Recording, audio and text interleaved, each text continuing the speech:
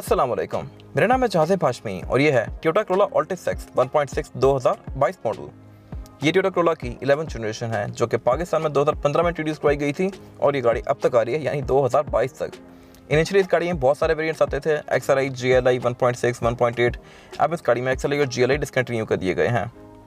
इस गाड़ी को 2017 में एक बार फेसलिफ्ट किया गया था, जो कि इस गाड़ी का मेजर फेसलिफ्ट था। उसमें इस गाड़ी के bumpers, headlights, tail lights, rim और इवन इंटीरियर भी चेंज कर दिया गया था। फिर इस गाड़ी का एक माइनर सा फेसलिफ्ट आया है 2021 में, जिसमें इस गाड़ी में एक्स का बैज ऐड कर दिया गया है और इसके बम्पर्स चेंज कर दिए गए हैं। गारंटी में कलर टोन ऑफर कर दी गई है एक्स में, और उसके अलावा इसमें छोटे मोटे चेंजेस किए गए हैं जिनका रिव्यू मैंने किया हुआ है और वो रिव्यू आप इस आई कार्ड में देख सकते हैं। खैर, ये इस गाड़ी का 2022 मॉडल है और अल्टिस 1.6 वर्जन है। 1.6 जो ये वाला वर्जन है, इसमें सनरूफ नहीं आती और इसमें मीटर वगैरह भी नॉर्मल सही है। हेडलाइट्स इस गाड़ी में हैलोजन वाली आती हैं। इस गाड़ी में रिसेंटली एक और वर्जन भी लॉन्च किया गया है 2022 में, 1.6 स्पेशल एडिशन वर्जन, और उस गाड़ी में फीचर्स गारंटी के बहुत करीब आते हैं। इस गाड़ी की प्राइस 48,62,000 रुपीज़ है और इस पर 1.5 लाख रुपये नॉन फाइलर का टैक्स है और 50,000 रुपये फाइलर का टैक्स है। तो तकरीबन आपको एक गाड़ी ऑन रोड आते आते 50 लाख रुपये कॉस्ट करेगी। 50 लाख के लिहाज से मेरे ख्याल से इस गाड़ी में फीचर्स तो इतने नहीं आते, लेकिन जहाँ तक बात है ड्यूरेबिलिटी की और रीसेल की, तो ये गाड़ियाँ बहुत स्ट्रॉन्ग हैं।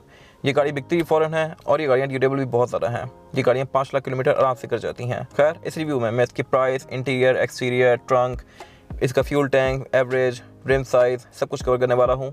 तो ये रिव्यू आप एंड तक देखिएगा और अगर आपको मेरे रिव्यूज़ पसंद आते हैं तो मेरा चैनल सब्सक्राइब कर लीजिए और अगर आपको ये वीडियो पसंद आती है तो इसको लाइक ज़रूर कीजिएगा। तो ये रहा रिव्यू, लेट्स गेट स्टार्टेड।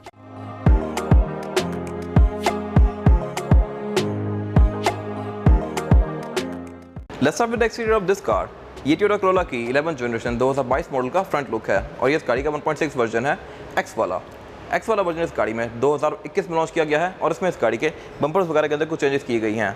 इसकी जो साइड्स हैं ये काफ़ी बाहर तक आ गई हैं और उसके अलावा इसके फ्रंट और बैक बम्पर्स में ये एक्सटेंशन ऐड कर दी गई हैं जो कि इसकी लुक में एक अच्छा टच ऐड करती हैं। बाकी इस गाड़ी में फ्रंट पे फॉग लैंप्स नहीं आते अल्टिस 1.6 में। इसका जो इवन स्पेशल एडिशन वर्जन है उसमें भी नहीं आते, ये सिर्फ गारंटी में ऑफर किए जाते हैं। बाकी अगर बात की जाए इसके बम्पर की, तो इसमें अभी एक ब्लैक वाला पोर्शन ऐड कर दिया गया है जो कि इसको ठीक लुक देता है, अच्छी सी। इस तरह का फ्रंट लुक एक्सियो का भी आता है, विट्स का भी आता है और भी बहुत सारी गाड़ियों का आता है टोयोटा की, और इसमें भी अभी ब्लैक वाला पोर्शन ऐड कर दिया गया है और उसके अलावा इसमें नीचे क्रोम दे दिया गया है बम्पर में। बाकी इस गाड़ी की जो ये ग्रिल है इसमें क्रोम नहीं आता, ग्रैंडी में यहाँ पे भी क्रोम आता है। और उसके अलावा अगर बात की जाए इस गाड़ी की हेडलाइट्स की, तो हेडलाइट्स अल्टिस 1.6 में सिंपल वर्जन में हैलोजन वाली आती हैं। इसमें 2 पॉइंट्स दिए गए हैं लो हाई के लिए अलग-अलग। इसका जो 1.6 स्पेशल एडिशन वर्जन है उसमें हेडलाइट्स गारंटी जैसी आती हैं, बैकग्राउंड वाली, और उसके अलावा उस गाड़ी में और भी ऐसे बहुत सारे फीचर्स आते हैं जो कि इस गाड़ी को गारंटी के बहुत करीब ले जाते हैं। खैर, इस गाड़ी की प्राइस तकरीबन 50 लाख रुपए है, 48,60,000, और उसमें तकरीबन 1.5 लाख रुपए नॉन फाइलर का टैक्स है। तो आपको ये गाड़ी ऑन रोड आते आते तकरीबन 50 लाख आराम से कॉस्ट करेगी। 50 लाख के लिहाज से मेरे ख्याल से इस गाड़ी में फीचर्स कुछ ज़्यादा होने चाहिए थे, बट इसमें नहीं दिए गए। इसमें पार्किंग सेंसर्स नहीं आते, फ्रंट पे कैमराज नहीं आते, रडार वगैरह नहीं आता, वाइपर्स गाड़ी के सिंपल हैं, हेडलाइट्स इस गाड़ी की बेसिक हैं, ऑटो वाली नहीं है। तो मेरे ख्याल से इन पर टोयोटा को वर्क करना चाहिए था, बट नहीं किया। खैर, लुक्स के लिहाज से मैं सेटिस्फाइड हूँ, लेकिन इवन ये गाड़ी 2015 से आ रही है पाकिस्तान में, तो ये आपके ऊपर है कि आप ये गाड़ी लेना पसंद करते हैं या फिर एक और कार रिसेंटली लॉन्च हुई है एलेंट्रा 1.6, आप उस पर जाना चाहते हैं, तो ये आपके ऊपर है। इसके बारे में बात की जाए इसकी साइड प्रोफाइल की, तो ये भी ठीक है, इसमें कोई बहुत ज़्यादा एग्रेसिव स्टाइलिंग यूज़ नहीं की गई। इसमें जैसे कि लाइट से रिक्लाइन कंटिन्यू करती है फ्रंट फेंडर से रेयर फेंडर्स तक, और उसके अलावा इसके फर्स्ट फेसलिफ्ट के बाद यानी 2017 में इस गाड़ी में साइड स्कर्ट्स भी देना शुरू कर दी टोयोटा ने। 2015 से 17 तक नहीं आई थी, I don't know why Toyota ने डिसकंटिन्यू क्यों की थी। ये पहले कोरोला में आती होती थी बड़े वर्जन्स में, बीच में डिसकंटिन्यू कर दी गई, अब दोबारा कंटिन्यू कर ली गई हैं और ये इस गाड़ी की लुक में एक कंप्लीट सा टच ऐड करती हैं। बाकी इस गाड़ी में क्योंकि फ्रंट पे एक्सटेंशन आ गई हैं और बैक पे भी, तो इसकी लुक अब अच्छी आती है। और उसके अलावा इसके साइड मिरर भी नॉर्मल से हैं, इनमें कोई बहुत सारे फीचर्स नहीं आते। ये साइड मिरर जस्ट एडजस्ट हो सकते हैं और इनमें इंडिकेटर आते हैं, ये रिट्रैक्टेबल नहीं है। अगर होते तो मेरे ख्याल से अच्छी बात थी। ये गाड़ी 50 लाख की है, बट स्टिल इसमें साइड मिरर रिट्रैक्टेबल नहीं दिए गए। बाकी इसकी विंडोज़ भी नॉर्मल सी हैं, कोई एयर प्रेस वगैरह नहीं आते। इस गाड़ी में यहाँ पे क्रोम भी नहीं आता, ग्रैंडी में यहाँ पे क्रोम आता है विंडोज़ के नीचे, और उसके अलावा उसमें जो डोर हैंडल हैं वो भी पार्शली क्रोम में आते हैं। इसके डोर हैंडल की से अनलॉक होते हैं, इसमें स्मार्ट एंट्री भी नहीं आती। बाकी यहाँ पे इसकी डुअल VTI की बजिंग दी गई है जो कि शो करवाता है कि इंजन इस गाड़ी में डुअल VTI टेक्नोलॉजी यूज़ करता है, और उसके अलावा इस गाड़ी में रिम भी 16 इंचेस के आते हैं फर्स्ट फेसलिफ्ट के बाद। इसके बाद अगर बात की जाए इस गाड़ी के रेयर लुक की, तो फ्रंट की तरह इसका रेयर लुक भी काफ़ी अग्रेसिव है। एक्स वाले बैच के साथ इस गाड़ी का रेयर बम्पर भी चेंज कर दिया गया है और इसमें अब ये एक्सटेंशन ऐड कर दी गई हैं जो कि बम्पर से थोड़ी बाहर जा रही हैं, बट स्टिल इसकी लुक में ये एक अच्छा टच ऐड कर रही हैं। बाकी इसके बैक पे ये जो ब्लैक वाला पोर्शन है ये चीप प्लास्टिक का है, ये कुछ टाइम बाद फेड हो जाता है और गाड़ी को थोड़ी पुरानी सी लुक देता है। मेरे ख्याल से अगर ये भी ग्लॉस में होता तो अच्छी बात थी। खैर, बाकी इसकी बैक पे जो टेल लाइट्स हैं ये लावा LED लैंप्स के साथ आती हैं, इनमें ब्रेक के लिए LEDs दी गई हैं, लेकिन इसका इंडिकेटर और रिवर्स अगेन हेलोजन में है। बाकी इसकी बैक पे ट्रंक पे जो फ्रिल दी गई है क्रोम वाली, ये काफ़ी छोटी है as compare to pre facelift car. Pre facelift में ये पूरा ही पैनल क्रोम में था, फेसलिफ्ट में इसको छोटा करके इसकी टेल लाइट्स के अंदर कंटिन्यू कर दिया गया है। और उसके अलावा बैक पे एक रोल आउट इसकी बैजिंग आती है 1.6X का बैच 2021 में ऐड किया गया है। बाकी इसकी ट्रंक को लॉक करने के लिए टोटल 2 तरीके हैं, एक केबिन के अंदर से और एक की फॉब से। यहाँ पे इसके कोई बटन नहीं दिया गया, जो कि मेरे ख्याल से अजीब चीज़ है। इसकी की फॉब पे दिया गया बटन को दबा के रखेंगे तो इसकी ट्रंक ऑटोमेटिकली अनलॉक होगी लाइक दिस। और ये इसकी ट्रंक कैपेसिटी जो कि 470 लीटर्स की है और ये काफ़ी स्पेशियस है 5 लोगों के सामान के लिए।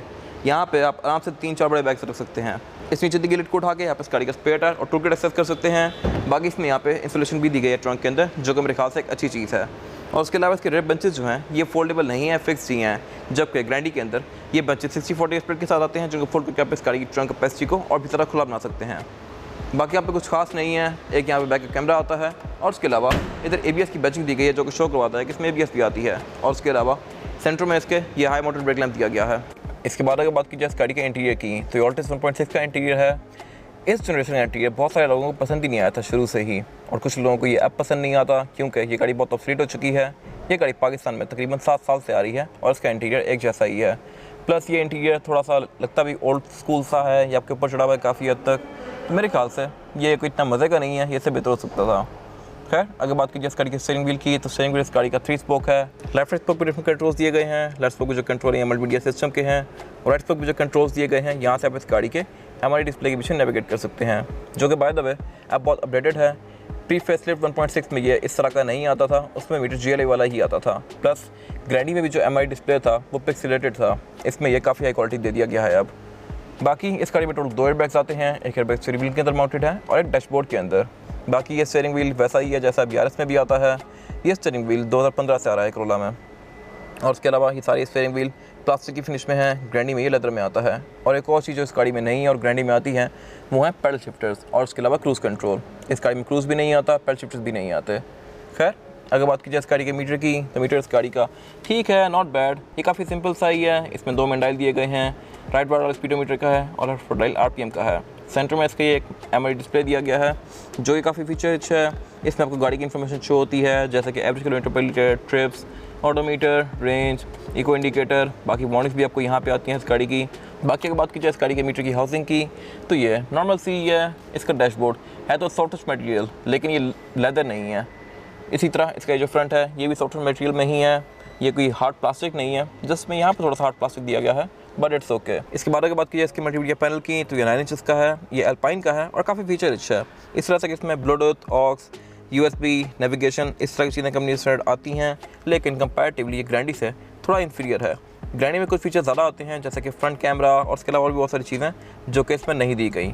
इसमें फ्रंट कैमरा की एडोप्टेबिलिटी है, मतलब आप अगर इसमें लेके लगवा लें तो ये वर्क करेगा, लेकिन इसमें आता नहीं है। मल्टीमीडिया सिस्टम से नीचे इसका एक क्लाइमेट कंट्रोल दिया गया है। क्लाइमेट कंट्रोल इस गाड़ी का बेसिक सा ही है, इसमें ये नॉब्स आते हैं। इसका जो 1.6 स्पेशल एडिशन वर्जन आया है उसमें यहाँ पे क्लाइमेट कंट्रोल ऑटोमेटिक दे दिया गया है, जो कि अच्छी चीज़ है। ग्रैंडी में तो ऑटोमेटिक आता ही है, लेकिन प्री फेसलिफ्ट कार में ग्रैंडी में भी क्लाइमेट कंट्रोल ऐसा ही आता था। क्लाइमेट कंट्रोल से नीचे एक यहाँ पे इसका USB इनपुट दिया गया है, ऑक्स इनपुट दिया गया है, 12 वोल्ट का चार्जर आउटलेट दिया गया है, 2 ब्लैंक स्विचेस हैं और पॉकेट दी गई है। और उससे पीछे इस गाड़ी का गियर लीवर दिया गया है। गियर लीवर इस गाड़ी का काफ़ी सिंपल सा है और इसमें जो गियर सिलेक्शन है वो है PRND 3, 2 और L। L मीन्स लोड, आप इसको फर्स्ट गियर में रख सकते हैं, सेकंड गियर, थर्ड गियर और फिर D पे करेंगे तो ये गाड़ी 4th गियर में भी जाएगी। इस गाड़ी में ट्रांसमिशन सुपर VCT आती है, जो कि 4 स्पीड है। उससे पीछे यहाँ पे इसके 2 ब्लैंक स्विचेस दिए गए हैं, हैंड ब्रेक दी गई है जो कि ट्रेडिशनल ही है, 2 कप होल्डर्स दिए गए हैं और उससे पीछे यहाँ पे इसका सेंटर कंसोल दिया गया है, जो कि ठीक है, कोई बहुत स्पेशियस नहीं है। इसमें एक ये ट्रे आती है जहाँ पर अपने कार्ड्स वगैरह रख सकते हैं और उससे नीचे इसका सेंटर कंसोल, जो कि नॉर्मल सही है, लेकिन कंपैरेटिवली यारिस वगैरह से ज़्यादा खुला है। ऑल्टिस 1.6 में सीट्स फैब्रिक की फिनिश में आती हैं और उसका इंटीरियर डुअल कॉम्बिनेशन में है, ब्लैक और बेज के। यही इंटीरियर ग्रैंडी में भी ऑफर होता है, लेकिन उसमें एक और इंटीरियर की कलर भी ऑफर होती है, ऑल ब्लैक वाली, जो कि इस गाड़ी में नहीं आती। खैर बाकी इसके डोर पैनल्स के अंदर भी ये फैब्रिक कंटिन्यू किया गया है आर्मरेस्ट वाले एरिया पे, और मोस्टली डोर पैनल इसका प्लास्टिक की फिनिश में है। और उसके अलावा इस गाड़ी स्पीकर टोटल 6 आते हैं, 4 डोर्स में और 2 ट्वीटर्स। और ऑल्टिस 1.6 में जो डोर हैंडल हैं ये प्लास्टिक की फिनिश में है, ग्रैंडी में ये क्रोम में आते हैं। विंडोज़ के कंट्रोल ड्राइवर साइड पे दिए गए हैं। इस गाड़ी में सिर्फ ड्राइवर की विंडो सिंगल टैप वाली है। उससे आगे इस गाड़ी के साइड मिरर के कंट्रोल दिए गए हैं। साइड मिरर इस गाड़ी में रिट्रैक्टेबल नहीं है, सिर्फ एडजस्टेबल ही हैं। इनको आप गाड़ी के अंदर बैठ के यहाँ से इसका मिरर एडजस्ट कर सकते हैं लाइक दिस। और उसके साथ यहाँ पे ये ब्लैंक स्विचेस दिए गए हैं। बाकी इस गाड़ी में पुश स्टार्ट नहीं आता, फिजिकल की आती है जो कि इंसर्ट करके आप इस गाड़ी को स्टार्ट कर सकते हैं। हेडलाइट इस गाड़ी में बेसिक्स ही आती हैं, इनको आप जस्ट ऑन ऑफ कर सकते हैं। इसमें फॉग का कंट्रोल भी नहीं आता क्योंकि ऑल्टिस में फॉग नहीं आती। वैनिटी मिरर इस गाड़ी में सिर्फ पैसेंजर के लिए आता है, बाकी सेंटर में इसके कैम लाइट्स दी गई हैं। इसमें कोई सनरूफ वगैरह नहीं आती, ना ही सन ग्लास होल्डर, और रेयर व्यू मिरर भी इस गाड़ी का बेसिक सा है। सीट्स इस गाड़ी में 2 एडजस्टेबल हैं, आप इनको आगे पीछे भी कर सकते हैं और हाइड्रोलिक से ऊपर नीचे भी कर सकते हैं, लेकिन मैनुअली। इसके बाद अगर बात कीजिए इस गाड़ी में रेयर पैसेंजर्स के लिए सीटिंग कैपेसिटी की, तो रेयर पैसेंजर की सीटिंग कैपेसिटी इसमें स्पेशियस है। बैक पे यहाँ पे 3 लोग आसानी से बैठ सकते हैं, 4 लोग आना चाहें तो वो भी आ जाएंगे, लेकिन ज़्यादा कंफर्टेबल नहीं होंगे। बैक पे यहाँ पे मेरे पास लेग रूम का भी कोई खास इशू नहीं है। इसकी ड्राइवर की सीट को मैंने मैक्सिमम पीछे किया हुआ है, बट स्टिल मेरे पास यहाँ पे इतना लेग रूम बाकी है। ये गाड़ी 10th जनरेशन कोरोला से बहुत ज़्यादा खुली थी बैक पे, और उसके अलावा हेडरूम भी इस गाड़ी का काफ़ी स्पेशियस है। बाकी बैक पे यहाँ पे फ्लोर पर भी फ्लैट आता है, तो यहाँ पे थर्ड पर्सन को बैठने में कोई इशू नहीं होगा। हेडरेस्ट भी इस गाड़ी में 3 ही दिए गए हैं। उसके अलावा सेंटर में यहाँ पे एक सेंटर को खोल दिया गया है, जिसको निकाल के आप इसमें से 2 कप होल्डर एक्सेस कर सकते हैं, और इसको आप एज एन आर्मरेस्ट भी यूज़ कर सकते हैं। बाकी इस गाड़ी में बैक पे 2 चार्जिंग आउटलेट्स आते हैं रेयर पैसेंजर्स के लिए। यहाँ पे कोई एयरवेंट्स नहीं आते, जो के होते तो मेरे ख्याल से अच्छी बात थी। अगर बात कीजिए इस गाड़ी के इंजन की, तो ये क्योंकि कोरोला 1.6 है, तो ऑब्वियसली इसमें इंजन 16 सीसी आता है।